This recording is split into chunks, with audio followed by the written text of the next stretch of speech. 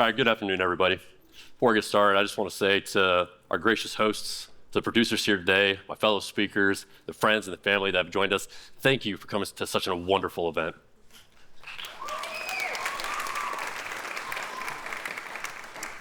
So, what is technology? How does technology impact us every single day of our lives? Do me a favor, close your eyes for a minute. Think about your day from the moment you wake up to the moment you go to sleep. Every single aspect of your day is influenced by technology at some point, whether it be the running water you wash your face with in the morning, the ballpoint pen you're using to fill in the answers for your homework, the keyboard you're furiously typing on trying to find the answers to that homework because you didn't do it the night before. And much to the chagrin of math teachers everywhere, it is the calculator that I do carry in my pocket every single day on my phone. With the innovation of technology, it has made the globe something that is so incomprehensibly large. It has made it smaller and smaller and smaller to the point where you can almost fit it in the palm of your hand. Of course, transportation technology plays a huge role in this. Without transportation, it would have taken me 20 days walking 20 miles a day to get from my hometown to this event. I can take that car and drive it in 6. I can take that same car, and in 24 hours, I can drive halfway across this country. This is where it gets crazy.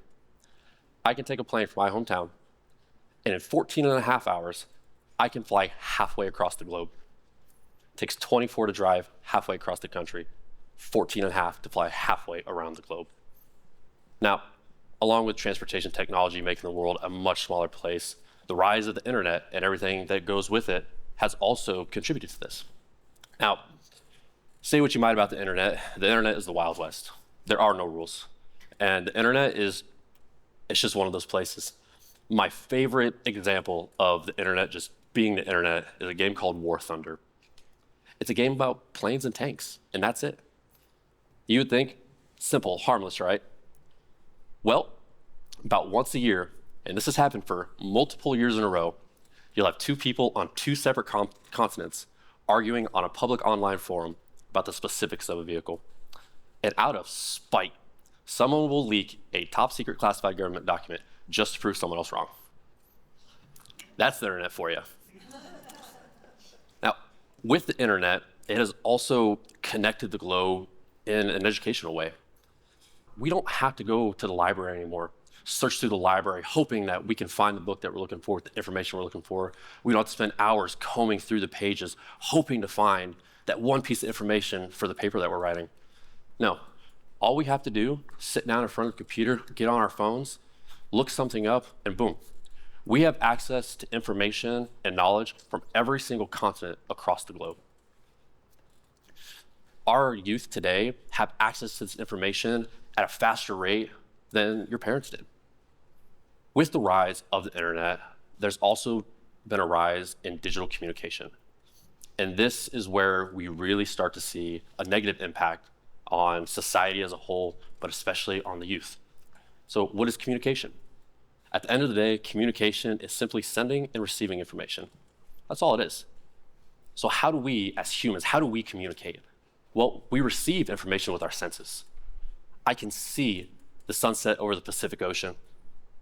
I can see the poverty-stricken, beat-down towns of the Deep South. I can smell Grandma's home-baked pie.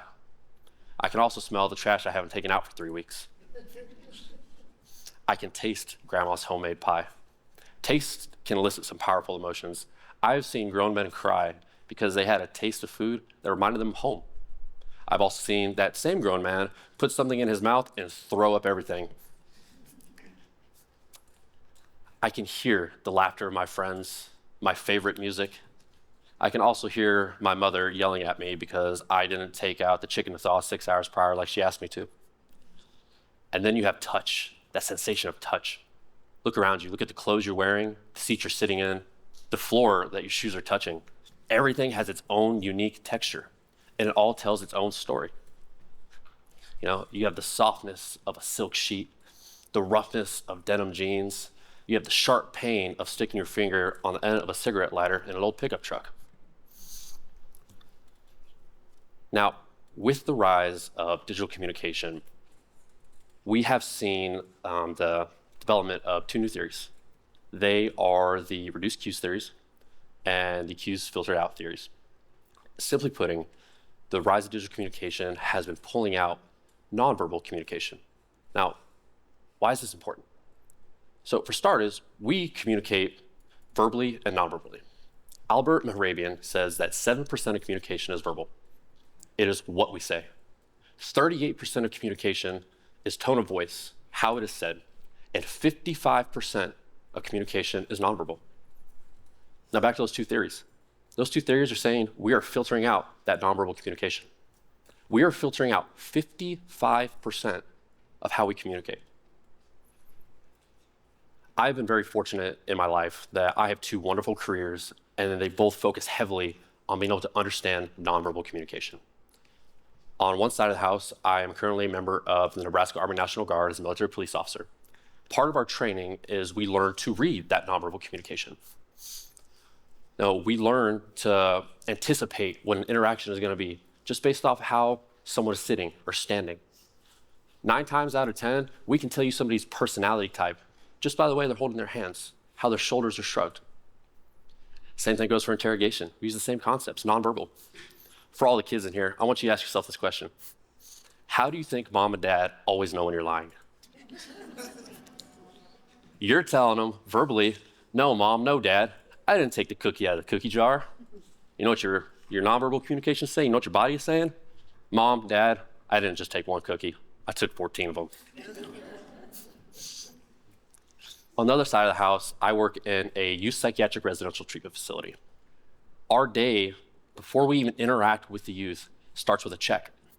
And we look at their nonverbal communication. What is their body telling us when we do those checks? Are they having a good day? Are they having a bad day? Are they happy? Are they sad? Did they have something bad for lunch and they're feeling sick? These are things that we have to pick up on because that is how we start that day with that youth, so we can give them what they need. With the youth I work with in the substance use program, we generally have two different categories. We have the youth who have been diagnosed with a technology addiction. And this is an addiction that you can be diagnosed with. They've been truant from school. They are out of shape. They're unhealthy. They have no emotional regulation skills. They don't understand empathy. They don't know why they need empathy. And they do not understand how to read and interpret nonverbal communication. I've had two youth standing in opposite corners of the room, backs to each other, mumbling to each other, because neither one could understand, the other one didn't want to talk. They couldn't read that body language. They couldn't understand those nonverbal cues, nor could they express, I don't want to talk right now. On the other side of the house, we have the youth who are gang affiliated. Just to yourself, how old do you think the average gang member is in Omaha, Nebraska right now? The answer? 14 to 15 years old. It's not much older than some of you in here. 14 to 15 years old. But these youth, they understand empathy. They know how to read that nonverbal communication to understand it. And they do it better than most adults I've ever met in my life. Why? Because for these youth, the environment they live in, there are days where being able to understand that nonverbal communication is the difference between life and death. I'm gonna say it again. For these youth, there are days where their ability to understand that nonverbal communication can be a matter between life and death. Now, I'm not saying don't use technology. I think we've already established technology is pretty great. Technology is awesome. It's in every aspect of our lives. I'll be the first to tell you, there are days I'll sit down and I'll play video games for 8 hours straight. I won't talk to anybody, no communication whatsoever. But the key is moderation, especially when it comes to that digital platform. Now, it all starts small little moments where you can practice. If you're gonna be sitting at the dinner table, put the phone down, turn off the TV, talk with your family, talk with your friends. Practice putting their words to what their body is saying. Listen to the words and listen to the body. If they're happy, what is their body saying? If they're sad, what is their body saying? You know, the same goes for if you have a long distance relationship, if your parents travel for work, have a weekly debrief, sit down, actually talk about the week, bring out those emotions so you can understand and you can put 2 and 2 together, right? And when it comes to communicating on a digital platform, Emails, texts, they're fast, they're simple. We all send them. But instead of sending that text, make a phone call. Instead of making that phone call, FaceTime. And if you have time, instead of FaceTiming, go see that person. But why? Personally, if I'm going to a test, I want to be 100% ready. And the same goes for communication. Why would you only want to go in at 7%? You want to be able to communicate 100%. And that's where you practice. So the sooner you learn and are capable of effectively communicating at 100%, not only are you bettering your life and those around you, you now have the tools to help others better their lives on their own. Thank you.